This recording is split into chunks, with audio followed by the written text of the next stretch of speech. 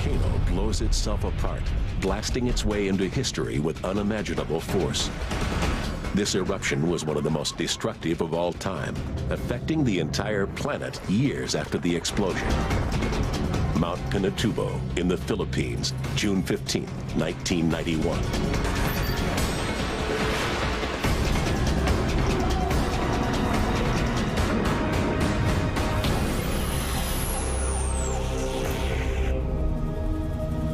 Deep in the dark heart of the Philippines lies a small and undistinguished peak.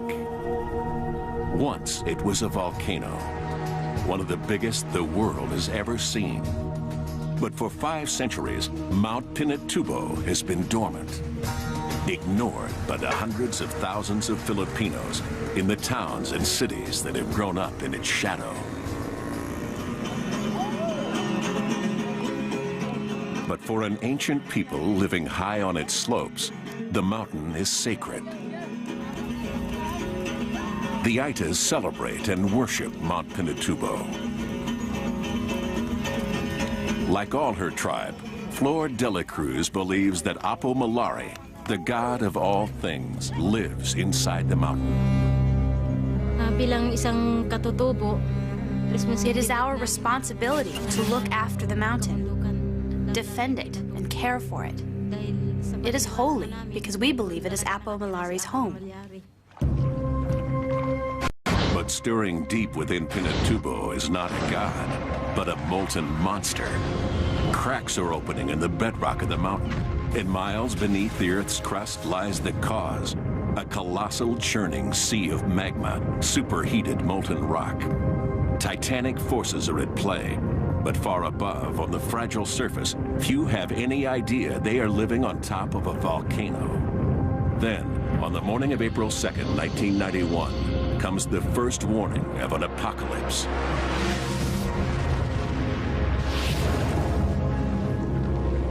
A series of small explosions rocked the remote summit of Pinatubo.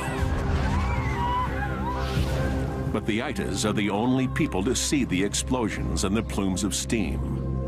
Pinatubo's warning has no witnesses except those who worship it. The people were terrified when they saw the explosions on the mountain.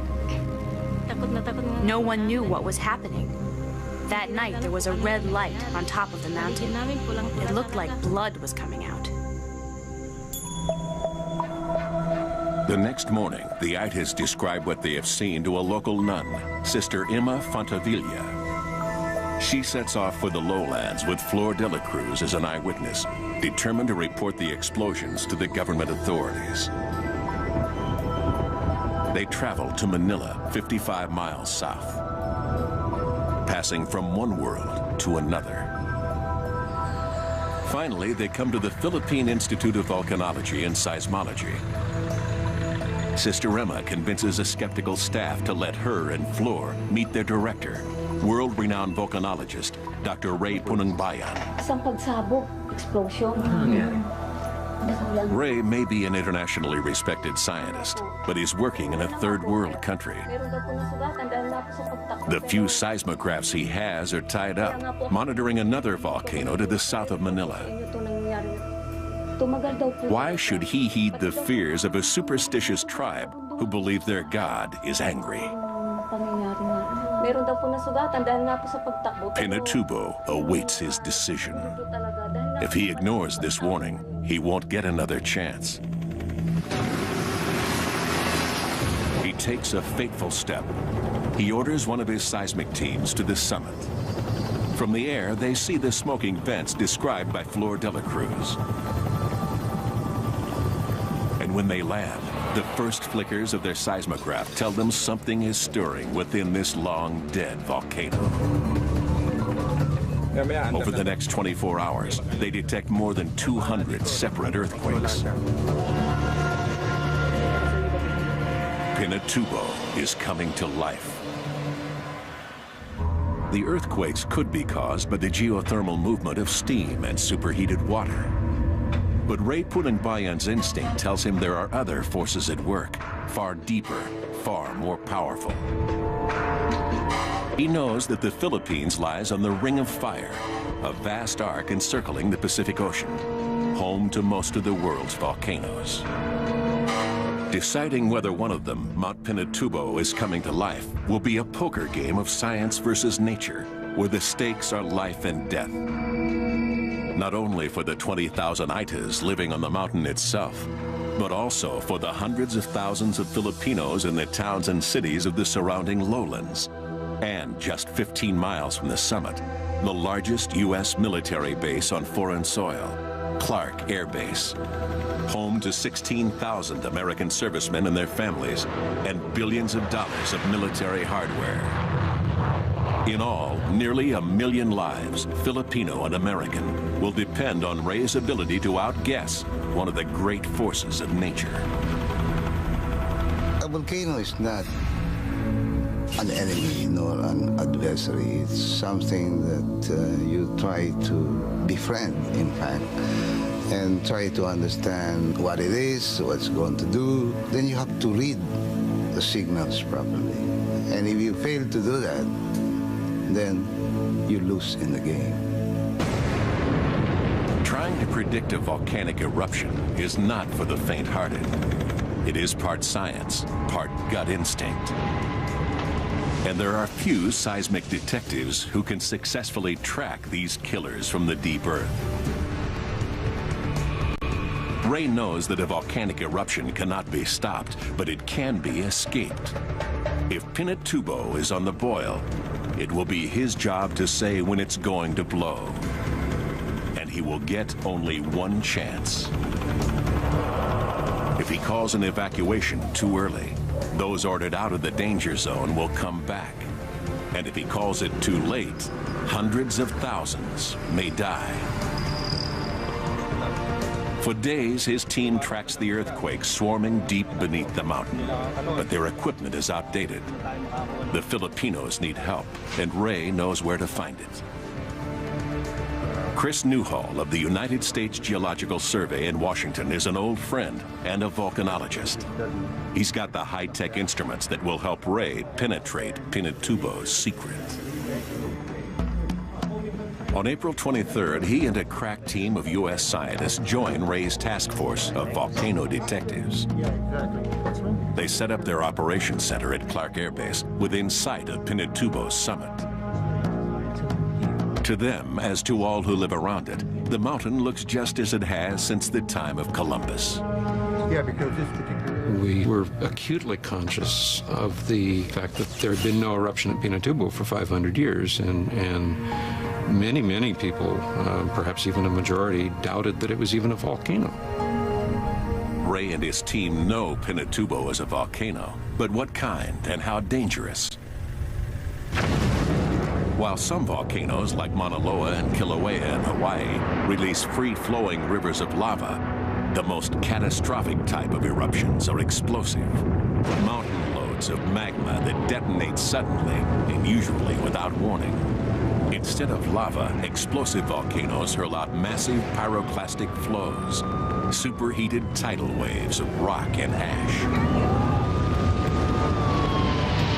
It's a hot hurricane or hot blast of rock and ash and gas. And we know enough about pyroclastic flows to know that virtually nobody survives. Ray and Chris study aerial photographs to plot the footprint of Pinatubo's last eruption. They are shocked by what they see in the maps and the ancient geological record. An explosive volcano as big as any in history. I think the oh my God moment came very early. We could see straight away that the kind of explosive eruptions that had occurred in the past from Pinatubo were of the same order of magnitude as what had occurred at Krakatau in 1883. Krakatoa, a remote Indonesian island, blew up in 1883 and remains the deadliest volcanic eruption in recorded history. The detonation was heard 3,000 miles away and created a tsunami 100 feet high that drowned 36,000 people. And in Pinatubo's eroded canyons, Ray and Chris find evidence of a Krakatoa-sized eruption. Pyroclastic flows that once incinerated and buried the land under Clark Air Base. Could it be capable of such a cataclysm again? The seismographs trace a veiled but deadly threat. 1 million lives hang in the balance. 1 million unwitting souls dependent on just a few. Ray and his team are intensely worried about Pinatubo's awesome past. And the seismologists continue to detect clusters of earthquakes deep beneath the surface. Ray has ordered an evacuation of the immediate area around the summit. Only the Itas are affected, but to them, it is heartbreaking. To them, leaving their sacred land also means turning their backs on their God. From the high slopes, thousands of Itas begin to trek down the mountain to resettlement camps in the lowlands. But in a remote ravine on Pinatubo's southeast face, one tribe of Itas has decided to stay and put their fate in the hands of Apo Malare. Hiding from the Army and the Air Force, whose job it is to ensure Ray's evacuation order is carried out, they seek shelter in a cave.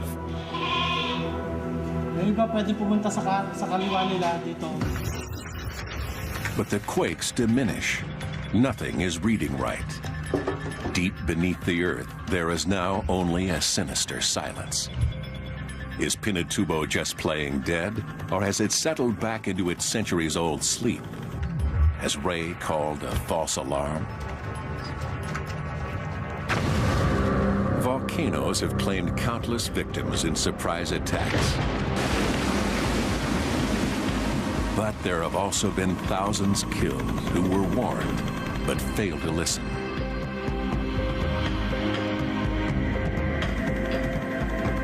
In 1985, the city of Armero in Colombia is buried by a volcanic flow. In the weeks and days before, scientists told those who lived here that Mount Nevado del Ruiz was going to erupt.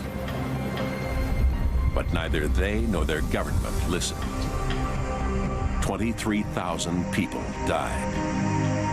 Nevado del Ruiz is etched onto the mind of every volcanologist. It was a terrible tragedy. It was completely avoidable had people understood what the hazard was that they were facing. They could have actually walked to safety.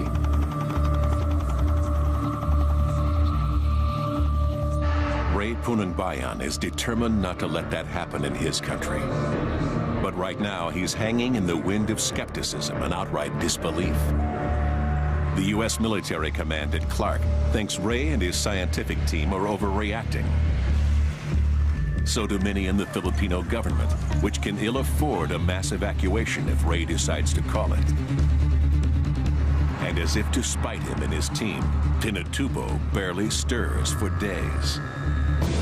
And Chris is fighting his own battle with official skepticism. Washington is threatening to pull the plug on his team and their precious equipment unless he delivers some clear answers fast on whether Pinatubo is really going to blow. He and Ray have to find some clear evidence that there's magma arising beneath Pinatubo. To find that proof means a risky chopper flight low over Pinatubo's steaming vents. Magma contains highly pressurized sulfur dioxide. If Chris can find the gas, he's found the magma beneath the surface. What I'll do is see that first little ridge line up there. I'll try and set it up so we can go right up about there and make a left pass along down to this ridge line here. But the chopper is ill-suited to the task. Its rotors churn the air and confuse the detection instruments. Let's drop down a bit. Okay, coming down, standard, using throttles. Taking the chopper any lower is dangerous. An unexpected blast of steam could bring them down.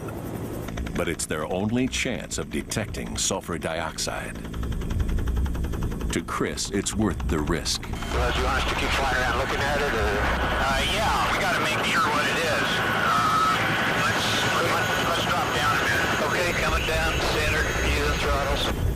He finds sulfur dioxide, tons of it, escaping from the volcano's vents. There's no way of telling how close the magma is to the surface, but the sulfur dioxide is his first real clue that an eruption could happen. But what he cannot see or even guess at is the magnitude of the coming cataclysm. A giant white-hot fist is preparing to strike. But little on the surface gives any sign that a mega eruption is brewing. Just ahead, as Pinatubo wages its war on the Philippines, soldiers at the U.S. Air Force Base are forced to leave, while a local tribe hunkers down in a nearby cave. Surviving will be right back. For 2 weeks, the team at Clark monitors the sulfur dioxide levels over the summit. For 2 weeks, they hold steady. Then suddenly, they plummet. It can mean only one of two things. Either the magma has subsided and Pinatubo has called off its attack, or it is blocked and pressurizing. A gigantic powder keg that could blow catastrophically at any moment. Ray has to make the call. Is Pinatubo going up, or is it going quiet? It is an awesome choice to make. An eruption could happen in a day or a decade. Volcanoes do not keep the time of men. We know the stakes are high. We don't know how long the fuse is. You have to work fast. People in Angeles have really... With the tragedy of Nevado del Ruiz in Colombia haunting him, Ray decides the moment has come to call his enemies bluff. A more climatic eruption that will soon occur. He finally orders a general evacuation of the provinces around Pinatubo. The call goes out to almost 1 million people.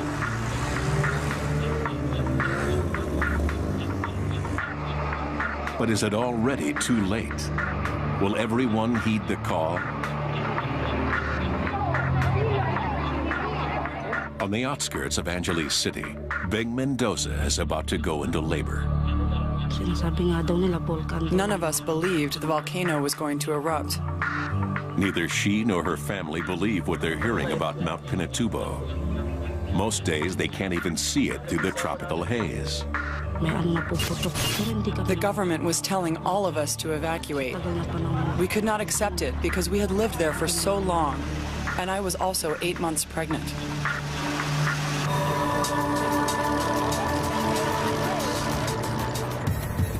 Ordinary Filipinos are reluctant to leave their homes, and at Clark, the military is even more hardline against the idea of evacuating the base. Its commanders are not prepared to cut and run until the scientists can say for sure when the volcano is going to blow. Aircraft continue to take off and land on the remnants of Pinatubo's last eruption, as though it never happened. It's a standoff between the scientists and the soldiers. On the base's closed-circuit TV, Chris Newhall is pressed for a precise eruption date. Time periods that right now we cannot see deep enough into our crystal ball to say for sure one way or the other. Then in early June, Pinatubo is rocked by a cluster of mysterious earthquakes.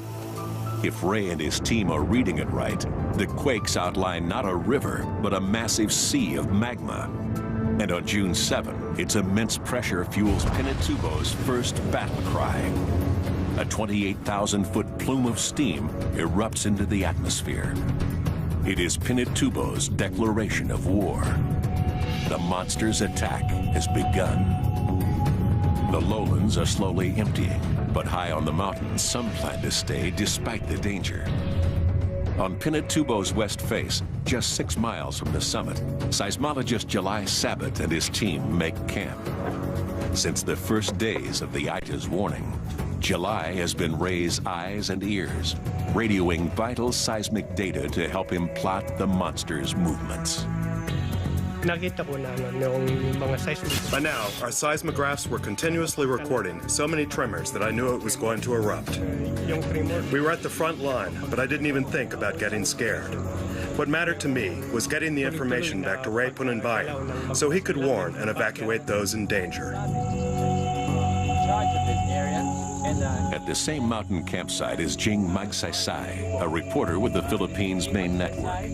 We felt excitement, we felt fear, but we had to do it. We had to be where we were to get the story. He's covered other volcanic eruptions and is confident he'll be able to pull out when the time comes. On and around Pinatubo, fateful choices have been made.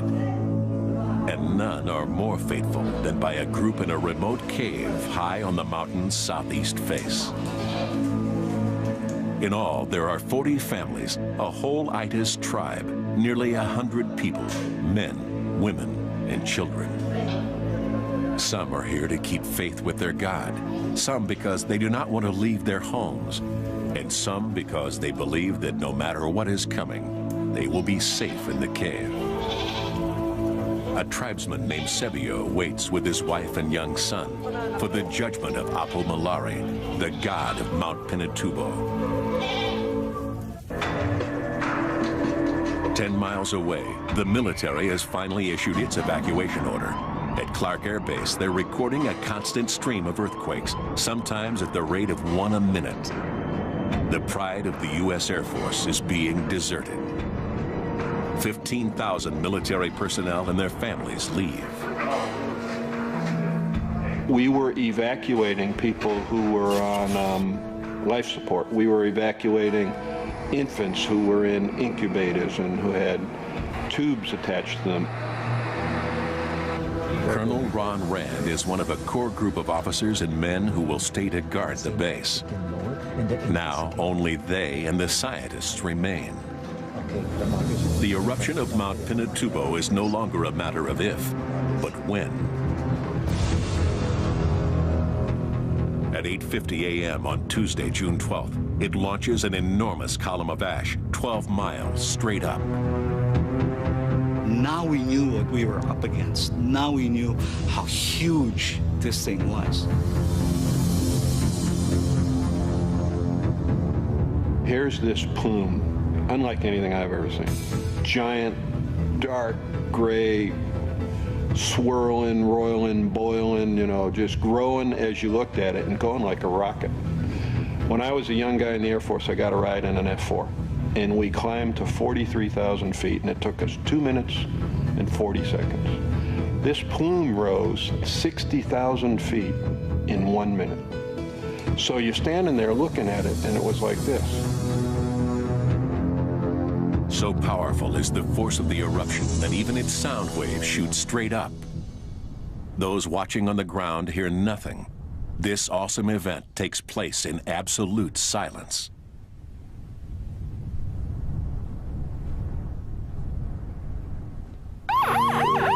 The Philippine Army and Air Force are still evacuating people off the mountain. They're finding more and more Itis. Many Filipinos believe that this is the climactic eruption. This is the big one. Ray and the team at Clark know something worse. The magma beneath Pinatubo is boiling, gathering force, but it has not yet reached the surface. This is not Pinatubo's main eruption. This is just the beginning. For 48 hours, near constant earthquakes swarm ever closer to the surface. Dense clouds of ash blast from cracks opening in Pinatubo's summit. The volcano is priming itself for one of the greatest eruptions ever witnessed. On the mountain itself, the Philippines Air Force is still rescuing small groups of Itis. But those being found and flown to safety are telling their rescuers of others who have stayed, a tribe of Itis who won't come down. On the lowlands, tens of thousands of people are on the move. With ash billowing down from the mountain, village after village empties as their inhabitants flee. As night falls, the darkness around Pinatubo is broken by the constant cracks of earthquakes as the sea of magma builds up unimaginable pressure. There are only hours left before the hellfire reaches the surface and breaks free. Just beyond the foothills of Pinatubo, the scientists at Clark Air Base wait out the night. The seismographs are steadily warning of a cataclysm even greater than they have predicted. The tension is intense. Everyone is exhausted. Most are frightened, but none think of leaving. Seismologist PJ De Los Reyes is scared by what she's seeing in the seismic readings. For me, as far as I'm concerned, it was something I had to do. There was no choice anymore. I mean, my kids needed me, but my country needed me more. So there wasn't any choice. The minutes tick by. It is a countdown to catastrophe. Then at 5:55 a.m., the seismographs go off the chart. It has begun. What those left at Clark witness is almost beyond imagination. The western horizon is one giant boiling cloud of ash. Pinatubo's climactic eruption sequence has started. Watching in awe, geologist Leo Bautista understands the danger they now face. Those who have done so much to warn others are now directly in harm's way. The first thing that came to my mind is I might not see my family again. I've been away for maybe 1.5 months already from my house and from my family, and I was wondering whether I'll have the chance to see them again. So.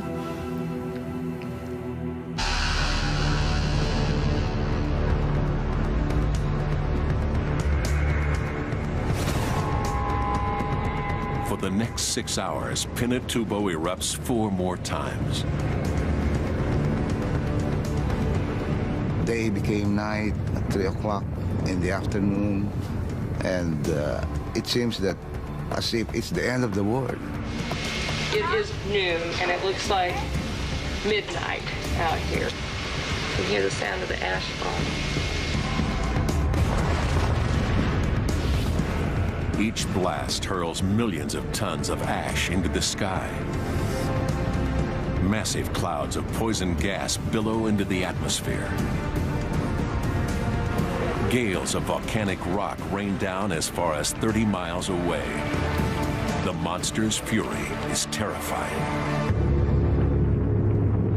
Then at 1:42 p.m. on June 15, 1991, comes one of the single most cataclysmic natural events of the 20th century. A release of energy 200,000 times greater than the Hiroshima atomic blast. A cubic mile, 5 cubic kilometers of magma detonates straight up, reaching the stratosphere in seconds. From space, it looks like a vast nuclear bomb has gone off, blacking out the Philippines and the South China Sea. Pyroclastic flows thunder for miles in all directions, expanding as they suck in cold air. Billowing killer clouds of superheated ash and rock. I think you could light off every bomb and every rocket and every explosive man has stored all over the world, and I don't know that you would have registered to the Earth what Mother Nature did on the 15th of June. It was unbelievable. High on Pinatubo, Sebio and his tribe wait for Apo Malare's judgment. The mountain is exploding around them. Hurtling toward their cave is a massive pyroclastic flow. 1,500 degrees Fahrenheit, traveling at 100 miles an hour. In skin going dead. That was the scariest part for me. You can't imagine how it felt like knowing that you can be overrun by a pyroclastic flows. And the only thing that we wanted to do was escape from Clark Air Base. Blinded by ash,